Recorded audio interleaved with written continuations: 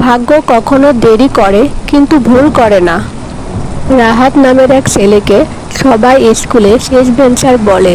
সে শান্ত, চুপচাপ, কারোর সাথে ঝগড়া করে না। একদিন লাঞ্চ ব্রেকে দেখে এক নতুন মেয়ের খাতা ভিজে গেছে বৃষ্টিতে। কিছু মানুষের মধ্যে আলাদা একটা নম্রতা থাকে যাদের দেখা যায় না কিন্তু অনুভব করা যায়। রাহাত নিজের একমাত্র খাতা মেয়েটাকে দিয়ে দেয়। মেয়ে অবাক হয়ে বলে, তুমি কি তাহলে লিখবে না? রাহাত শুধু হাসে, মাথা নাড়ে। বর্ষা নামের মেয়েটা চোখ ভিজিয়ে বলে, ধন্যবাদ, তুমি বড় মানুষ হবে। সাহায্য করতে কখনো বড় হতে হয় না, শুধু মনটা বড় হতে হয়। 5 বছর কেটে যায়, সবাই ব্যস্ত জীবনে। রাহাত এখন চাকরির ইন্টারভিউ দিতে যায়। বড় অফিস, নার্ভাস। ইন্টারভিউ রুমে ঢুকেই চমক।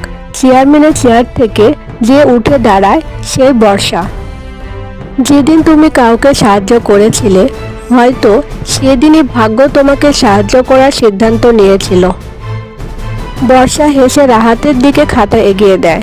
মনে আছে রাহাত?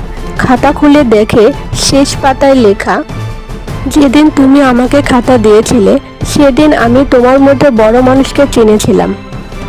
বর্ষা বলে, তুমি চাকরি পাওনি, তুমি আমাদের কোম্পানির নতুন ম্যানেজার। জীবন কখনো উপকার ভুলে যায় না, শুধু সঠিক সময়ে ফেরত দেয়।